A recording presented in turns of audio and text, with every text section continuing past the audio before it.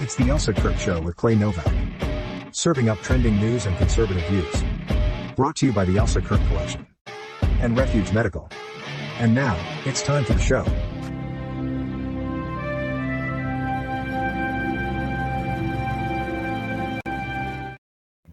Oh my goodness. How are you, Clay? I'm good. How are you? I'm good. I'm like in a weird spot. I need to scooch over a little bit. I'm scooching over, guys. Just humor me. I need to be centered. I should have done that before, but I wasn't paying attention. What else is new? So how are you? Are you ready for Thanksgiving? I'm getting there. Yes, this is the season of kids coming home from college and, family get-togethers and all of those things. And so as a reminder, folks, Elsa and I will not have a show next week. We enjoy Thanksgiving and being around our families and celebrating as much as everyone else. And let's be honest, you guys you're not tuning in on Thursday night. There's no way. So there will be no show next week. But I am looking forward to Thanksgiving. How about you? So looking forward to it. So we fly out on Monday. And we will be in Florida with those babies. I can't wait for Thanksgiving. So I'm so excited. I'm like practically jumping out of my skin. We FaceTime every single day, sometimes multiple times a day, which is pure heaven for me. And I just want to climb through that phone. I can't even take it. I'm losing my mind. So yes, I'm very excited. I don't care. We could have like McDonald's that day and I wouldn't even care. I'd be like, it's perfect. I love it. So yeah, yes, I hope everybody is excited and looking forward to Thanksgiving and their family time. Whatever that means for you, I hope it's going to be wonderful for you all.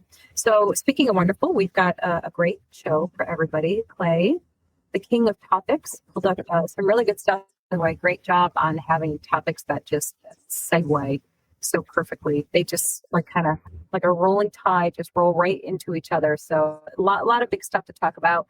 Yeah, a lot of big stuff.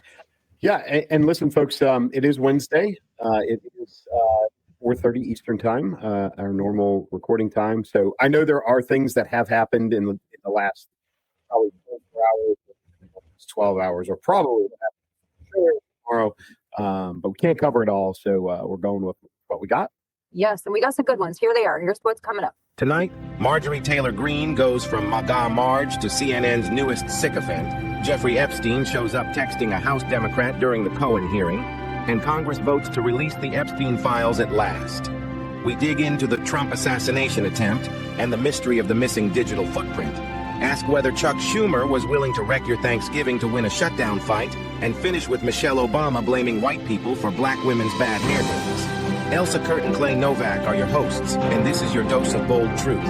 Let's talk about it. So I left it in there because it just made me laugh. AI, there's some good things about it. That's an AI voice that does our little promos for us like that. And it could not get MAGA. It could not MAGA. It's going to be from now on. We're like MAGA. it's like I feel like a parrot shouting MAGA. So I left it in because it made me laugh. But just so you guys know, I tried relentlessly for a solid 2 minutes to get it to say, like, I'm spelling it all different kinds of ways to get it to be able to pronounce it. It was not getting it, and I don't know. Maybe it's a leftist run thing, and they purposely. I don't know. And listen, folks, you're looking at the stars, the production team, the distribution point. Like Elsa does all of this stuff. So don't hate on her on the AI thing. If any of you are willing to be our announcer voice for free, feel free to hit us in the comments section. Exactly. There's the catch, fellas and ladies, whoever. I don't know. So I guess that was a little sexist of me. I do like for that. I like the male voice better for that. It's, I don't know, whatever. I like it. Sounds good. So yeah, if anybody wants to do it for free, please do. Because by the way, I don't know if you all know this or not, but we don't get paid to do this. This is our own. This is our beloved, pet project, I guess we could call it. I don't know. It brings us joy. For over 2 years. Yes. Over 2 years. Exactly. That's how much we love doing this. So yeah. So that, because I think everybody thinks that like we make so much money doing this. You're going to pay to do it. Nope. I wish, man. I wish. That'd be cool. Yeah. Not penny, not a dime. No, and the thing of it, and we'll get into the topics, I promise, guys. But the thing of this all is, and people have asked, like, well, don't you want to like work for, I don't know, like a day wire? Once upon a time where I thought I did want that. But the reality is the minute you work for somebody, they kind of own your content. They tell you what you're going to talk about. They tell you what you're going to say. I mean, you get some say, but not as much as we do here. We can say whatever the heck we want, whenever we want, how we want. It does, Right. So I like that. I like control, don't you? Yes. Yeah. This is one of the best parts of my week every week, and I enjoy it. And Same. yeah, I don't mind doing it for free. Ditto, same. I mean, we're not going to turn down money. With it, I mean, listen, the right offer comes along, we will take it. We will syndicate this in a heartbeat. In a heartbeat, under the right conditions, with the right everything. If those stars align, we're not shutting it down. But anyhow, we got big topics. So Marjorie Taylor Greene, she's like all over the news right now, all over everything, including especially the mainstream media, the left run world. There she is on her like apology tour, I guess we're calling it, right? Yeah, so she's as folks I assume all recognize her by now, Marjorie Taylor Greene. She's Republican from Georgia's 14th district, I guess. She's been in Congress since 2020. So she got elected in 2020, reelected in 22, reelected 24, right? She's running up again in 26. Right. And she's running to this spat with the president, specifically over the release of the Epstein files. But she has gone. She's made claims against him that he is turning his back on the MAGA movement, and he's turning his back on his dedicated followers, including her. She's almost. I hate to say this, but it seems like she's claiming ownership or responsibility over the MAGA movement. But I didn't realize until I started doing more research on her, it's really how fringy she is. Like, did you realize? I didn't. I guess I didn't realize. I knew she was a little off kilter, but I didn't realize how fringy she was. Yeah. So my thought was that she had like kind of toned it down over the years, because that was the big thing about her in those early years, that why so much hate and mockery was kind of poured on her, the QAnon stuff, the all her conspiracies, and a lot of stuff that she was very, very, very, very, love it, hate it, whatever. She was very bold in her beliefs and statements. And I actually got to interview her, I don't know, probably like 4 or 5 years ago at an event. And I, saw her speak first. She spoke to the crowd. And what she didn't get credit for was she was actually an extremely good speaker, very motivational, very, there was no script in front of her, nothing. And she was a very dynamic speaker, very to the point of what she was saying. I was actually very impressed with her. Going into it, I didn't have much of an opinion because there was so much being about her. And then I got to interview. It was a very short interview, maybe 10 minutes or so. And she was delightful. She was very personable. I liked her. I walked away, liking her. Maybe not liking everything that she said or how she said it, but nor are you supposed to, nor is it normal to like everything that somebody does and says 100% of the time. Now we fast forward to now, and she was. The thing of it was, she was basically. I know you were saying that she kind of is taking credit, so I will give her some credit and say she was like a MAGA hype woman. Yeah. I mean, no question about it. She gets. She certainly gets some credit for it. I don't know if she was like the whole deal, the most responsible. But anyhow, she's been going on CNN and The View, and here's the phone of contention really with this now. Basically apologizing for being a part of toxic politics. And I had to think about this for a while, Clay, because when I looked at what she was saying, the actual words that she was saying, it's like, yes, I like this. I agree with this sentiment that, let's step away from being part of toxic politics. Sure. And, all this, it's gross, it's disgusting, it's unbecoming. It's all of the things that we've become that are an embarrassment to us. So on its face, I can agree with her and say, this is a wonderful thing to say. Here are the problems. It's who she's saying it to, who she's kind of like bowing down to. So here she is on the view. And there's so much to talk about here, from what she's saying, who she's saying it to, her demeanor, everything. So let's watch this together. I think that all of us right here are doing a great job of exchanging our ideas and things that we believe in, and we're doing it in a very professional and kind way. And in my opinion, I think we need more of that in America. I really do. And a lot of people wanted me to come on the show and say nasty things and you know, all of us to fight. They wanted all of us to fight. Thank you for not doing that. Oh my goodness, no. I didn't want to do that. It's like 5-1. She could handle it, but she didn't want to. No, I didn't want to do that today because I believe that people with powerful voices like myself and like you, and especially women to women, we need to pave a new path. This country, our beautiful country, our red, white, and blue flag is just being ripped to shreds. And I think it takes women of maturity to sew it back together. And I think that happens through free speech. Okay. First of all, so many things. The way that they were responding and reacting to her, so disrespectful, so condescending and rude. Joy, nasty, miserable Joy. I heard the contradiction there, purposeful. It's 5 against 1. Is that what she said? It's 5 against 1. What's she going to do? You know, so here she is trying to make nice, and they're throwing these snide little comments, the expressions, and like all of these things. This is, and her saying that like we're all being, you know, basically we're being nice to each other, and you know, you're powerful, strong women. No, you're not. You're mean, nasty, vicious, cackling hens, first of all, who spread lies deliberately, spread lies about her, bashed her all over the place. And now she's coming on there and essentially, pardon my language, kissing their asses, which is gross. This isn't people with opposing views coming together mutually to move forward, to like work a way forward that everybody can be peaceable.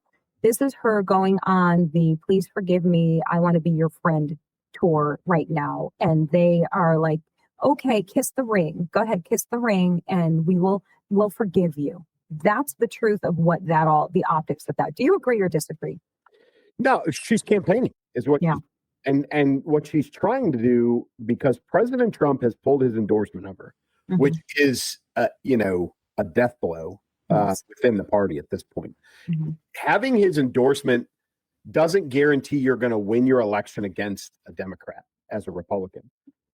But not having his endorsement as a Republican guarantees that you will lose. And so what she is trying to do is make up ground, and she's trying to appease, buy votes, get votes from, truthfully, a liberal crowd that would not have voted for her, supported her until this very moment. Right. It has been so. I mean, she is a MAGA hat wearing, you know, in Congress kind of person. But now she is on the outs. She's in the cold. So she's got to find those. Without President Trump's endorsement, she is going to lose votes. And if she wants to stay in office, she's going to have to find votes elsewhere. So she's making it nice with the enemy. That's what I mean, for lack of a better term, that's what she's doing. So she kissing their ass? Of course she is. Allowing them to be that condescending, nitpicky, you know, cackling hen? Of course she is. You know, 6 months ago, 8 months ago, 9 months ago, especially during the election a year ago, she would have been on that show and she would have been slinging with them at every opportunity. But now that she's on the outs, she's running to not just The View, but also CNN and playing this whole, like, you know, I don't support President Trump in this, or I disagree with President Trump in this. And she's, you know, because she's been cut away, now she's distancing herself on purpose because she knows she can't win inside the red party without his endorsement. So she's got to go dip into the blue to see if she can retain her seat in Congress, which she's not going to do. I can promise you that she is going to be out of office at the end of this term without his endorsement. And and instead of, she's kissing the wrong ass. I hate to say it. Is she ever? But if you wear red and you've got an R behind your name and you want to stay in office, there's one ass to kiss. Let me tell you something. That's right. And it certainly isn't those 5 ladies. It's not CNN. It's not MSNBC and all these other outlets that she's courting, or even the voters within her district. She has got to be on the side of President Trump if she wants a shot in hell. And she just blew it. She really, she blew it so bad. I'm flabbergasted that, I mean, who is in her corner speaking to her saying, do this, don't do that, don't do this, do that. I mean, clearly no one is guiding her in any direction. She just is going off the rails and making absolutely stupid decisions, because anyone who was on her side, that is MAGA, is now saying, I'm sure she's got some support, I'm sure. Yeah. But overall, it's not going to be nearly enough to right this ship for her, because this is when you have, let's put it this way, when you have Jasmine Crockett saying, let's see, do I have this? I do have it. Oh, yeah. Yeah, when you have Jasmine Crockett saying this, and for anybody who's listening, Jasmine Crockett tweeted on X. She said, "This almost feels like a moment where Marge should phone a friend. I'm here for you, girl. I told you not to trust him. All he cares about is himself and protecting pedos. He never loved you. My granny always said, be with the man that loves you more than you love him. Trust me, sis, you are better off without him. The Gwolls are fighting." I can't even believe I said that stupid word. I don't know what that is either, and I don't even want to know. I don't care. But if that is who is now tweeting support for you, by the way, that's the same Jasmine Crockett that called Marjorie Taylor Greene, let's see if I can get this right, a bleach blonde, butch built body. Something else. But that's the gist of how she referred to her, and that was, of course, after and Marjorie Taylor Greene made fun of her eyelashes, her, spider on her eyes. If that's who you have now just gained the support from, you have a much bigger problem than you could even realize. Yeah. So, and you tell me if you heard this. Now, I heard that this is just a rumor that I know of. Suppose Trump to her or spoke to her about her numbers privately, basically said, like, look, you don't have the support, so don't do this. And she wanted to run anyway, wanted to keep going forward with this anyway. And so he had no choice. So supposedly the rumor was that he tried to tell her privately, quietly, like, it's not a good move for you. And she didn't want to hear it. And that's why she's all mad. And now she's like running with it. And now she made him mad. Well, I mean, I hadn't heard that rumor. It makes a lot of sense. Right. And President Trump is, if he knows that her numbers are bad, that guy's never going to back a known loser. Like, that's right. So, and I think as tight as things are in the voting lines in Congress, one or two people matter. So, she's taken this. She's probably going to take the next year plus, a little over a year, as a lame duck opportunity to be very active, which does not bode well. I hate to say it, for the Republican Party. She's going to be the fly in the ointment. And I think she probably thought because of that, she had some bargaining power with the president to say, no, I'm going to do this and you need me. You're going to endorse me. You're going to help me. You're going to keep me in office because I'm in office now and you need me to accomplish things over the next year. And if you don't help me, then I'm going to be a pain in the ass. And so I think that's the direction she's taking. Yeah. I mean, she's always been a bit of a pain. I mean, her and Lauren Boebert had it out, whatever it was 2 years ago. And again, she's always been throw the chart up and, and all those things. She's always been mildly disruptive. People called her feisty or whatever. Beauty's in the eye of the beholder at this point. If she's on your team, she's feisty. If she's not on your team, she's disruptive. But I think she missed the mark on this one. I think that she really believes that she had or has the president in a corner and that he had no choice but to endorse her. And the reality is that he's not going to do it. He's not going to back a loser. He never has. No, he never has. Yeah. And again, her actual words, because I'm sure, and I don't know this, I haven't seen it yet. Her actual words, here's the irony, are good.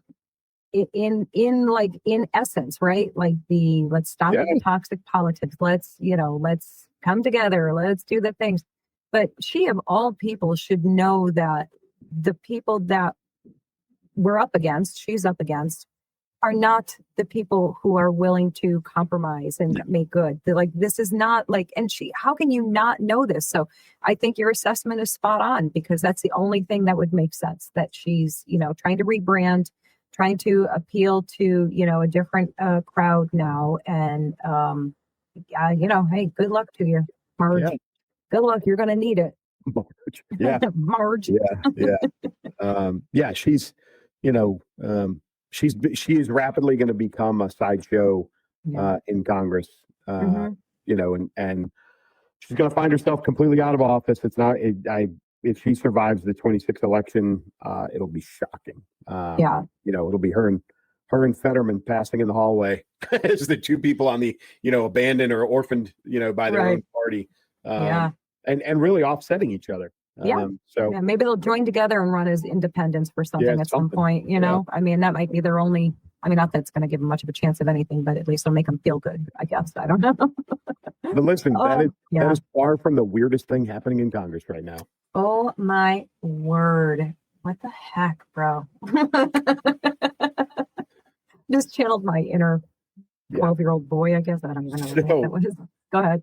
So we've got, obviously we're going to talk Epstein in a couple of segments here, but this one is extremely interesting because what has been revealed as these pieces and parts of the file are being released is that Stacey Plaskett, whatever it is, who is a non-voting member of Congress. So she is a Democrat.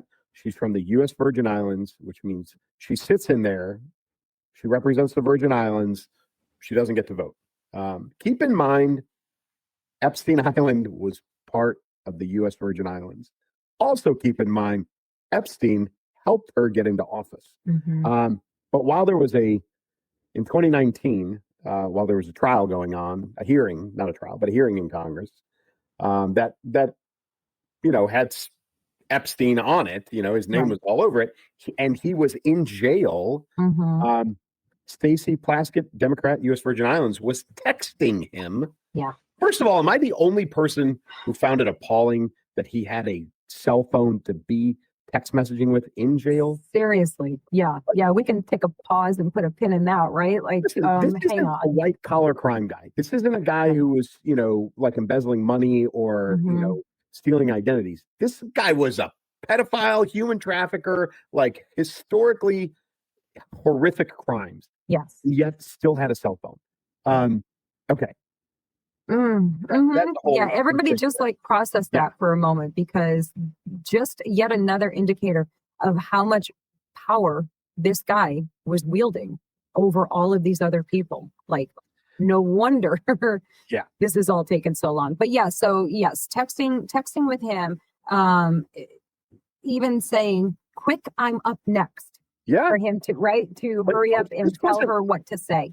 This wasn't like the night before she's doing her prep or the weeks before she's prepping for this thing. This is as the trial. They have the digital footprint of this, folks, and the timing. So they know the timing of this verified during this hearing. She said exactly what you said, Elsa. Hurry, I'm up next. I need to know who Rona is. Is that an acronym? Because it was RONA, all capital letters. And he's like, oh no, that's Trump's personal assistant. She's in an office right across the hall from him. If anybody knows about any of this stuff, it's her. She knows everything that's going on. So he's filling her in on details. And then you can watch the timing. I don't know if you saw this, but somebody laid out the timing of the text messages against the timing of the hearing. And so as it approaches, he answers that question on who Rona was. And then she asks a question that says, so-and-so and so-and-so and Rona and who's Rona? Who's Rona? And, the person on the stand was, what's his name? Trump's old lawyer that went to jail. God, I can see his face. The disgusting human being. Anyway, and he said, oh yeah, that's President Trump's personal assistant, blah, blah, blah, blah. And then she messaged back to Epstein, and he even told her, good job, as the trial was going on. Insane. Like, are you kidding me right now? Folks, this is after he's been convicted. This was not in prison waiting for trial.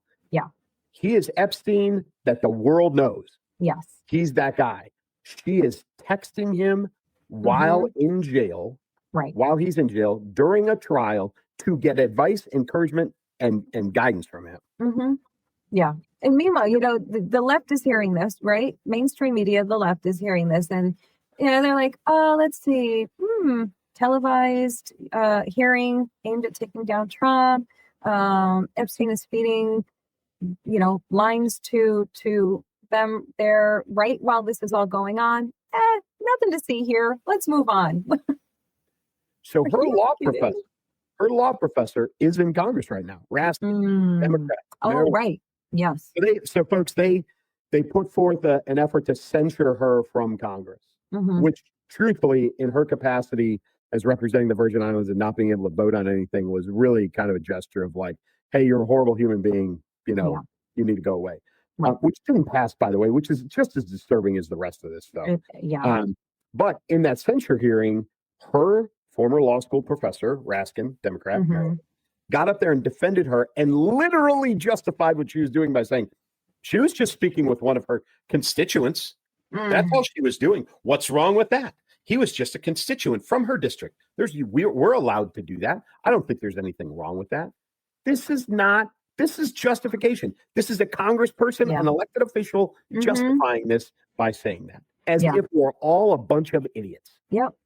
These are truly the worst people on the planet. These are horrible, horrible human beings. They are beyond the pale disgusting. And if you think I'm exaggerating, let's remind you again, what Epstein was in prison and convicted of and for. Like, do we forget what that is? So, yeah, when I say that I think they are some of the most vile human beings on the planet, I absolutely mean it 100%. That is just disgusting. And, as with so many times when we're talking about this in particular, this case in particular, and anything like it, it's just so, I'm angered to exhaustion. Like I've gotten so angry and horrified and disgusted by this all that I'm like emotionally exhausted from it. And I think we all are. I think I speak for so many people when I say that. And we just we shouldn't allow ourselves to get exhausted by it, because then you start getting apathetic towards it. And I think we're also largely at that point, because again, like, what's going to happen? Is anything happening? I mean, well, I guess that can move us right into that, right? I mean, before we go too far, go ahead. As these bits and pieces are coming out, right? So we've seen these text messages. There's been a little bit more while he was in jail, Epstein correspondence that has come to the surface. There's been correspondence released between him and Hakeem Jeffries. Oh, by the way, as he was looking for money, right? Yeah. Donations and all of that. But also a Harvard, I think he was the former president of Harvard, continued to seek advice from Epstein. Get this, on how to approach, converse, and have a relationship with a young woman he was mentoring. Seriously, I did not know this. This is new to me. So this guy has now apologized and has said he is going to back away from public life. I think he was a former president of Harvard. He was at Harvard. He was a bigwig. But yeah, like knowing, like, this is, people knew who he was. That's proof positive, right? Yes. People knew that he was a disgusting human being. They knew what he was doing. Right. This guy was actually soliciting advice on how to do the things that Epstein does from Epstein while he's in jail. Yeah. Right? Yeah. And again, please tell me they're not disgusting, horrible, repugnant human beings. Embrace yourself, folks, because again, next topic, we're about to hear, see, know, find out all kinds of things about all kinds of people. Yes. Yep. Yes, we're about to get what we asked for, basically. I mean, and when we first were talking about this, you and I did talk about exactly that, kind of bracing for what's in there, because a lot of people, I don't think we will be, maybe we'll be, but I think a lot of people are going to be, they will be shooketh to their core. Right? Because there are going to be names and people that you may have held in some esteem to some degree, and so many houses of cards are going to be coming down, and I hope that's what's going to happen, and I hope that's what's going to, even if it's somebody that I like and admire from afar, if you are any part of this, I want to see you go down. I want to see fall. I want to see every one of them fall from grace and lose everything. And, because again, the thing that gets overlooked so often is the actual victims of all of this, who are living with this as a daily part of their existence. And they are forever changed and not for the good because of this. One woman is dead, it's just absolutely horrific to me. Yeah. So Congress voted yesterday, again, recording on Wednesday. They voted yesterday to do full release of all of the Epstein documents. That passed. I think there was one person who voted. Yeah, it was 427-1. Yeah. And was it a Republican? I don't remember who it was. Higgins? Yeah. Yeah. To me, and I'm not making excuses, folks. Yeah. There should have been that should have been a clean sweep. Should have been. No excuse. I think that may have been a procedural, I disagree with this, because one of the things that's not being redacted, my understanding, are the names of the victims. So as this comes out very clean, this is why this has been so back and forth, and is, because one of the hangups administratively was protecting the victims in this. Rightly so. And should we protect them? How much should we protect them? That kind of thing. But we've all gotten to the point where we're just like, hey, release the files. And so I think maybe, and I'm not making an excuse, but I think maybe that one person, it was a procedural. It's not that they disagreed necessarily with releasing the files to protect anybody or anything. I think it may have been hey, administratively, I think there's something wrong with this. Regardless, it passed overwhelmingly, 1 no, and it is on the president's desk. The question that we're all asking is, is he gone? Is he on a plane somewhere? Right. We're not going to Biden auto pen this thing. No, no auto pen. He's going to sign it, but the question is, why? Is he not in the office today? Which may be the reason. I don't know. Could be. But yeah, I mean, he's a busy guy. The guy doesn't sit around. No, he definitely does not. But it would have been nice if they could have, just airdropped it to him or something. I don't think you trust that one to the cloud. Just saying. Fair enough. Fair enough. I think there's going to be some, maybe they're bombshells, maybe they're not. I think some of these are known to people, or at least anticipated. I think there's some anticipation that we're going to find out that one of the reasons that Epstein was so protected is because he was an intelligence asset. And I think, DOJ and some other folks are going to have to probably bring CIA in, and some of this stuff's going to have to be declassified. I think that's part of it. It would not surprise me and listen, folks, we're not saying that Epstein was a CIA agent, but if you think about it, if there was a person who could collect and have dirt on hundreds of people, powerful people around the world, that could be used for intelligence gathering reasons, he's the guy. So, it doesn't make the CIA complicit in this. I think they should have stepped in if they knew anything about it, regardless. But I think we're going to find out that he was an intelligence asset, or at least in contact with the CIA. I think we're also going to find out, and this is on the low end of the rumor scale, but I've heard this a couple of places, is that the FBI whistleblower is none other than President Trump himself. Yeah. I mean, I could see that easily. Well, they've got, and I don't have it, guys. There's video from him of in 2015. Yep. Specifically calling out Epstein Island and saying something about Prince Andrew, who's been stripped of all his titles and everything. I think they just call him Andy now. Yeah, Andy. Yeah, Andy. Good old Andy. He said, ask Andrew about it. He can tell you. And, he had a little smirk on his face. So you're like, go ahead, ask him. He's got some stories for you if you want to hear them.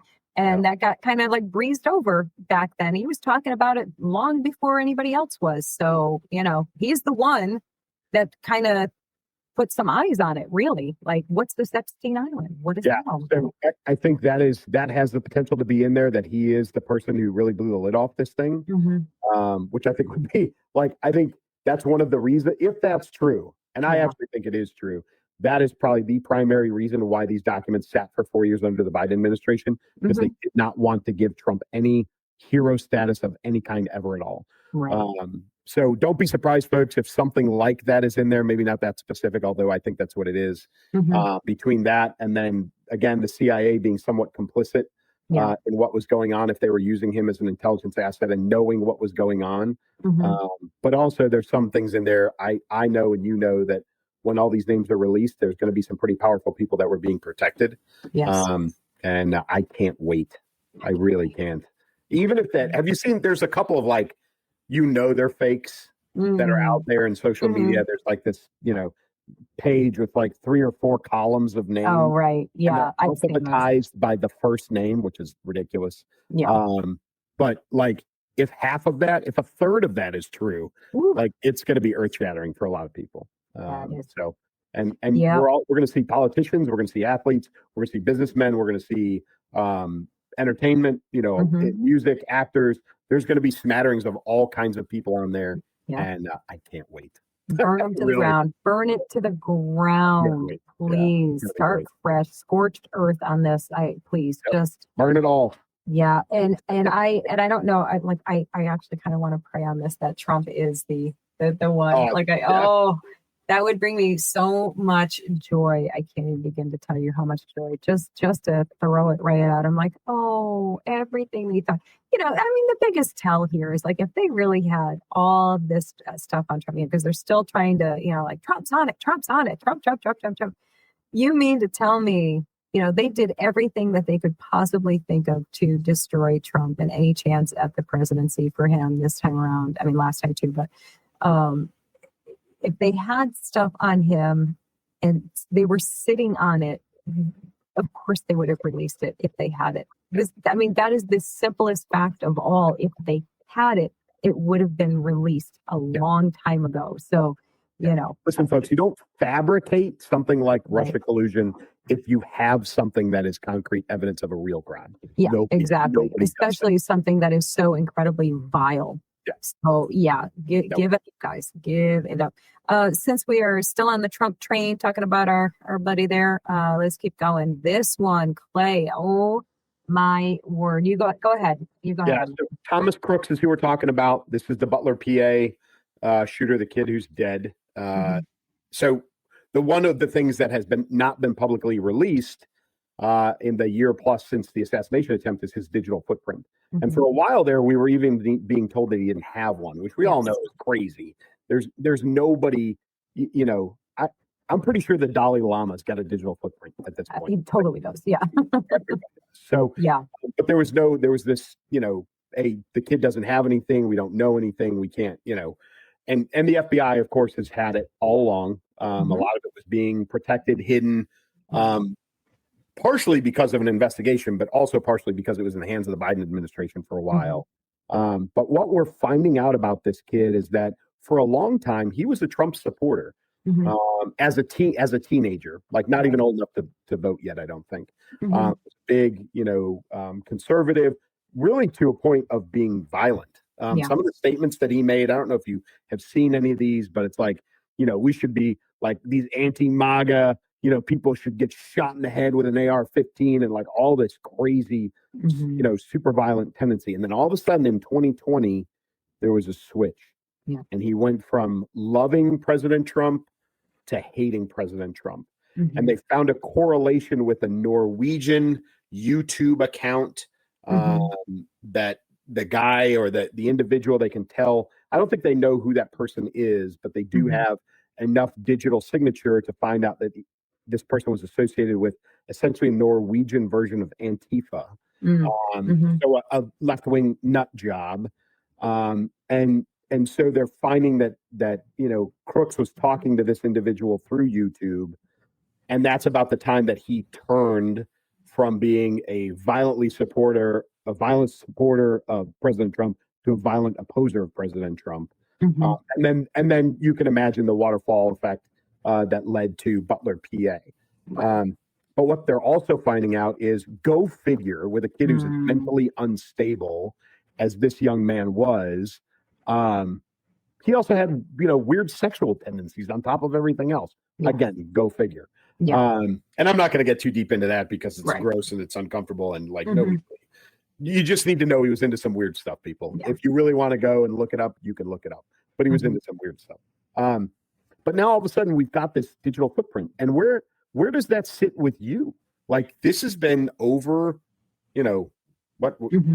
How many months has it been now? Right. Yeah. I don't even know what it is, but yeah, something like that. Yeah.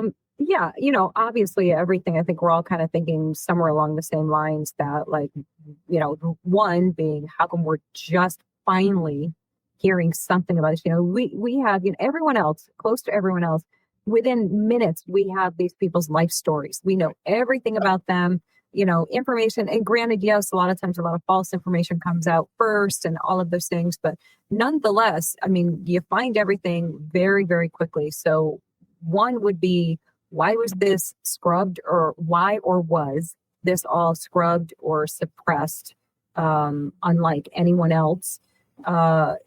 The shift, like, who is this person that got a hold of this kid? And yes, so you already have somebody who's clearly got some mental illness going on. This is something they hear all the time about the CIA using people. You hear these, but they're not even rumors. It's true. Like, this is a documented thing. This is true. CIA will use people like this to, they'll mess with them basically and get them to do things. So, is this a case of that?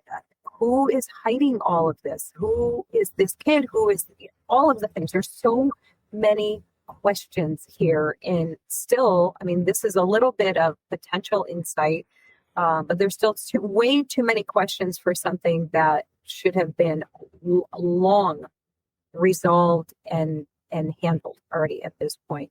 You've got Tucker Carlson, of course, and others on the right are saying that the FBI lied, or at least misled the public about his digital footprint and possible ideological leanings. And by the way, you mentioned it was like 2020, so we're talking around COVID time. So now you've got isolation.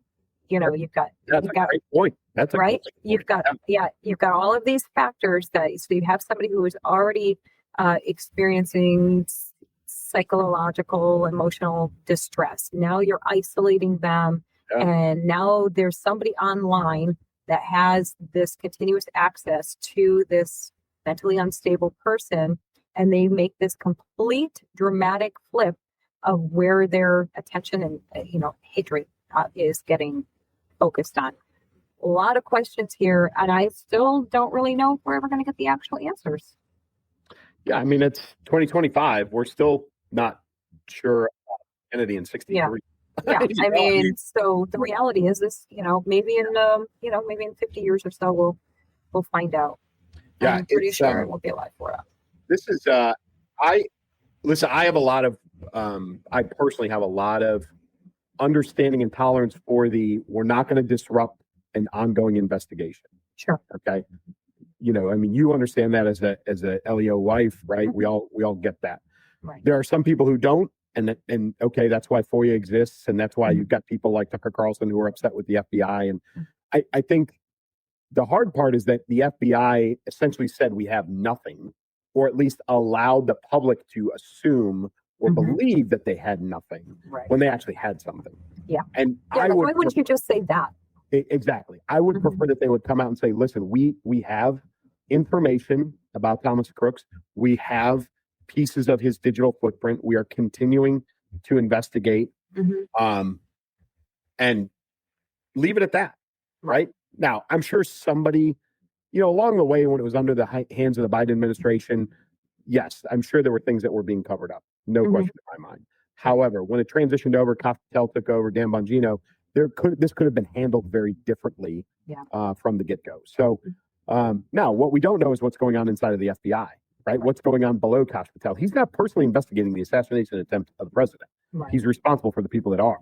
So they may have had this stuff sitting on a desk or in a filing cabinet somewhere that they chose not to bring forward for whatever reason. I don't know. None of us know.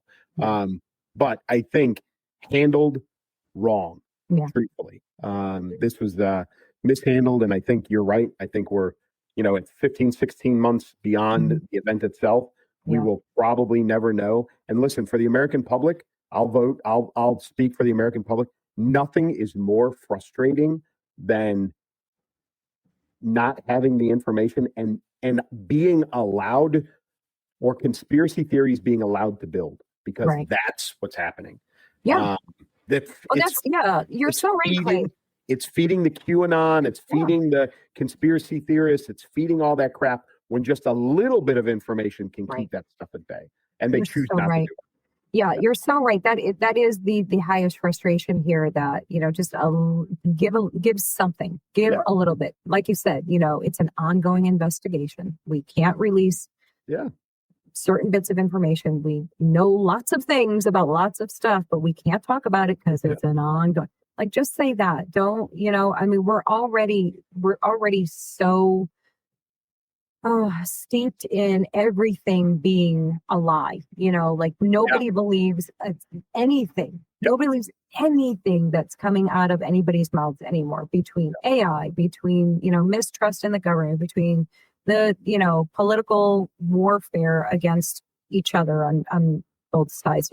Like nobody believes anything. So try and dispel some of that by just putting the truth out there. And yes, there's always going to be the Tucker Carlsons and the Candace Owens of the world that are going to look for a conspiracy in the most non-conspiratorial things. Like, that's how they make their money. It's literally how they function. It's their job. It's what they do. But for the rest of us, like, we're so fatigued from all of it. Like, just tell us the freaking truth. Just give us something that we can believe, But I don't know. Oh my God, I'm so tired, Clay.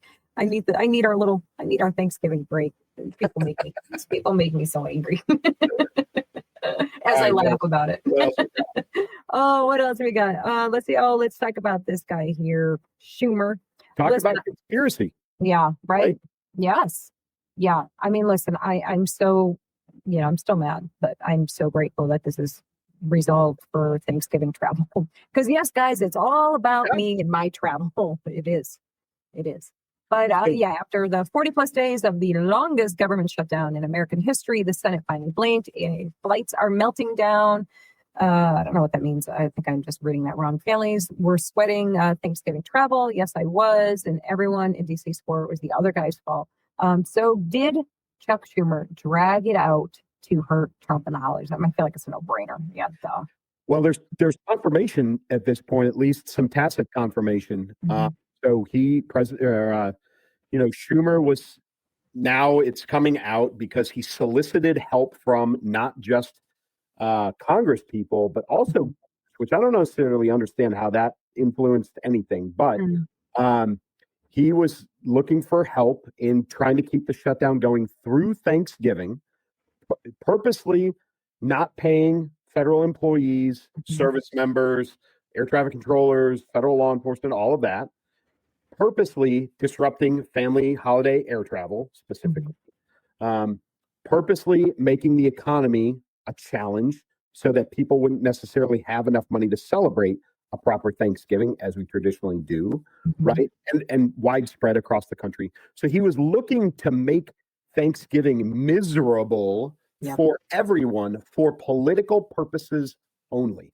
And there is now evidence that this is true. We, like you said, no brainer. We all kind of suspected he is that brand of jerk and that brand of politician. But now there are people coming out after the vote happened to reopen the government that have said, I was not on board with what Schumer was doing. He asked me for help, or he asked for, my abstain from the vote, or to not, whatever, so that he could do X, Y, and Z, and they could blame it all on President Trump, and it would look bad for President Trump.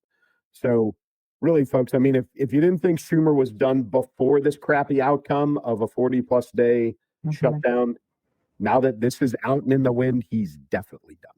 Yeah, he's got to be. He's got to be. He has to be. If he's not, I don't even know. I don't even know what to say. I'll throw my laptop in the air at this point. Like, I mean, if this guy isn't done after this, when your own party is, throwing you under the bus, saying, "Oh yeah, this guy, he was the one for sure." And of course, they're also trying to save their own skin too. Yeah. So do you think he resigns, or do you think that he gets voted out of his minority leadership role? Voted, because he's too arrogant. Okay. He's way too arrogant to resign. He won't do it. He will dig his. They will have to yank him out of there by his scrawny, liver spotted ankles and just, drag him out of there. He doesn't want to lose that gravy train. He wants to run that. AOC? Probably. Yeah, I would imagine so. I would imagine. Scary? Like, isn't that just scary? Like, so frightening. It's not even funny. It's at this point, because it's all so surreal, like it's so impossible to believe that this is real life, that of course that's who it'll be. How could it not be her? And she's dumb enough, I think, because she's dumb enough to be manipulated by the people who are really pulling the strings there. So they'll, who's better than her? So even if they do yank Chucky Boy out of there, you probably will still be a little bit, at least to some degree, some bit of a puppet master in there, because he knows too much. This is all of these high power people, whether it's politics or celebrities for that matter, they all have so much dirt on each other. Like this is the game that they play. It's all a game for them. Yeah. Anybody who thinks that any of them care about that this has anything to do with us, we're just pawns in their game. Like, I hate to be that guy, that pessimistic, or a guy. The what is it from the Muppets? The guys up in the yeah, I'm like that guy right now, but like I'm so you get really jaded by this because you can see what the game is, and the game is just that. It's a game for them. It's all about them. None of these people have walked out of office, without being 2, 3, even 4 times as wealthy as when they went in, and that's not right. The numbers don't number. So yes, so if he's gone, it'll because they vote him out, but he's not really going to be gone. So don't anybody do too big of a happy dance. Yeah, I think he will still, as much as everybody's written Drunk Nancy off, she still does hold a lot of influence. She does, even out of her position. Schumer will be the same way. As long as he's in office, he'll still hold some influence, if not direct power. I don't know if it's her. I think it is. But I think there's enough infighting inside the party, almost in the way that like we were worried about, the independent vote. Right. Yeah. Work, right? It's work.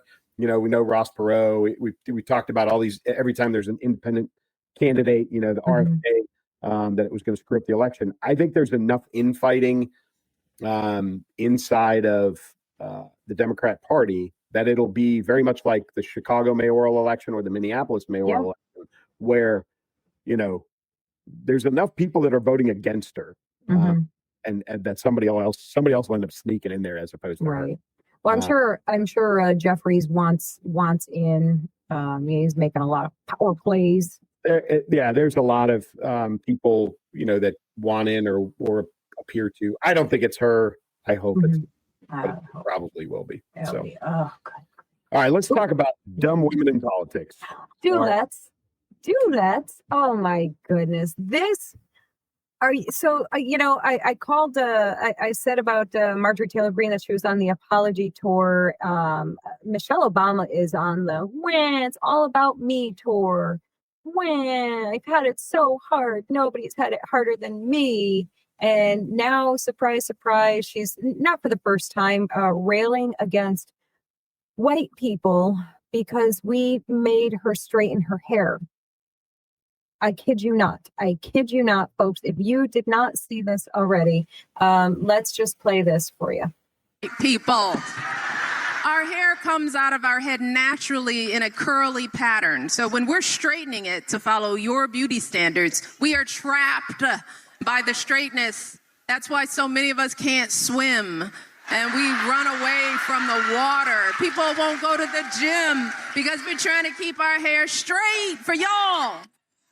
It is exhausting and it's so expensive and it takes up so much time. Braids are for y'all so we can work harder and focus on the work. So why do we need an act of law to tell white folks to get out our hair? Don't tell me how to wear my hair. Don't wonder about it. Don't touch it. Just don't. Okay, so let me start by saying I have never, in all of my 54 years, given any thought to how another woman, a woman of another color or race or anything, has styled their hair. I've never once stopped somebody and said, "Hey, you, straighten your hair right now." And I've actually polled, very casually polled lots of people over the past day or two. I haven't. They're just in my comment section all saying, I literally never even thought about how Black women style or not style their hair. I don't care. So let's get that like really, really clear. Also, I could say that as a white/Hispanic woman, my hair is both curly and straight. It does whatever the heck it wants. So I don't know what to tell you. Sometimes I straighten it, sometimes I curl it, sometimes I let it just be who it wants to be. Apparently, does she need our permission to do that? Because I don't know. I mean, last time I checked, she was one of the most influential, powerful women in the nation. And she didn't use that opportunity to, if she wanted to wear her hair curly. Did she ever? I have no idea. I can't even remember how she styled her hair. That's how little I have ever cared about that. So what an offensive, entitled, arrogant, whiny, miserable woman she is. She is horrible. And by the way, white liberal women were pretty close to literally bowing down at her feet. So I'm pretty sure none of what she's saying holds any water whatsoever. So insulting. If I cared enough to be insulted, actually. So this is the tip of the complaint iceberg from former First Lady Obama. She has been complaining about this, right? Which is absurd. Like you said, she's one of the most influential women, arguably in the world, while she was in the White House.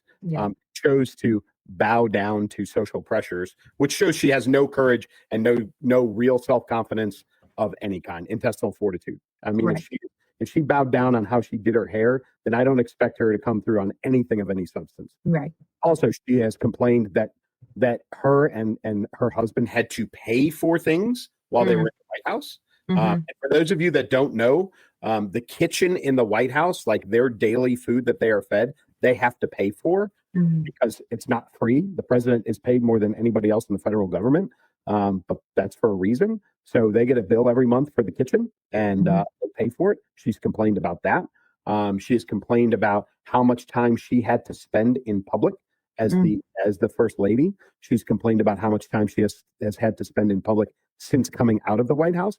And yet she's sitting on stage being interviewed of her own choice about being the first lady, and complaining about how much she hated being the first lady. Right. Okay. So I don't want to hear it. She's lost it. Somebody said it the other day. I posted on social media. They said she is the Meghan Markle of politics. She sure is. That, Meghan Markle, who has complained so much about how invasive their lives were in England, and that's why they came to the States and renounced their titles and all of these other things.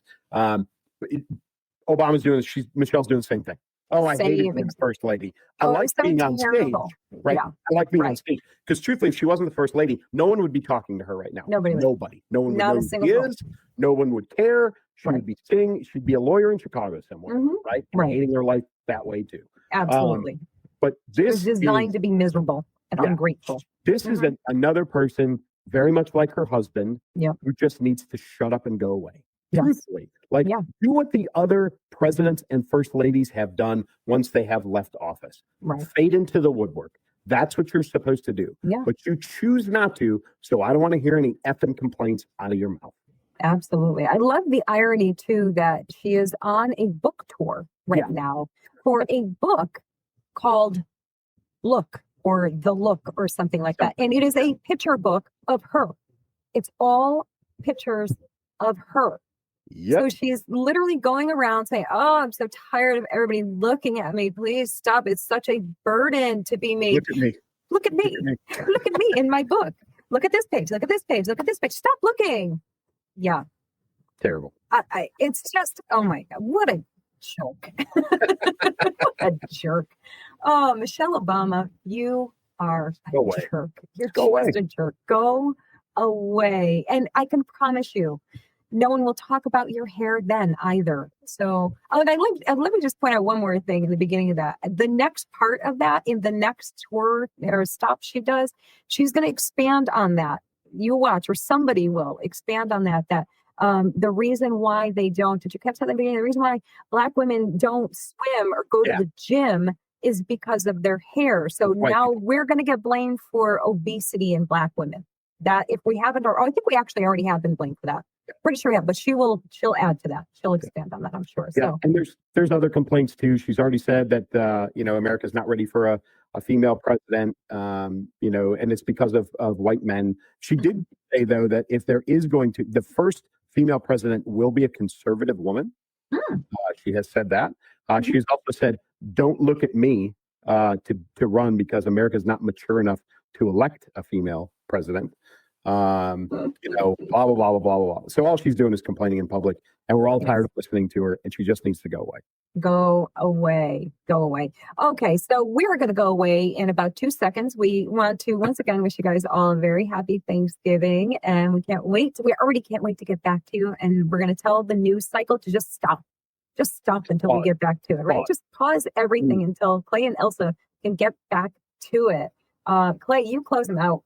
Hey folks, thanks as always for joining us and popping in and being part of this. We watch every week. We look. I love seeing how many people tune in. Like Facebook numbers are crazy, literally thousands of people watching, which is always awesome, and we love you guys. But enjoy your Thanksgiving from Elsa and I, and as always from me, keep moving, keep shooting. Terry Davis wanted a quiet life, the Midwest, a rifle, a little peace. But trouble keeps finding him on every inch of American soil. From cornfields to the Capitol, the enemy hides in the shadows. And when the country needs one man to stand up, Terry does what he's always done. He keeps moving. He keeps shooting. The fight for America has a new battlefield. And he's already in it. The Terry Davis series available now. From small-town love stories to battles of truth and loyalty, Elsa Kurt's books follow the same heartbeat. Ordinary people facing extraordinary moments. You'll find romance, drama, second chances, even a peek behind the microphone in her newest release. Multiple genres, different worlds, same thread. Bold truth, real faith, no apologies.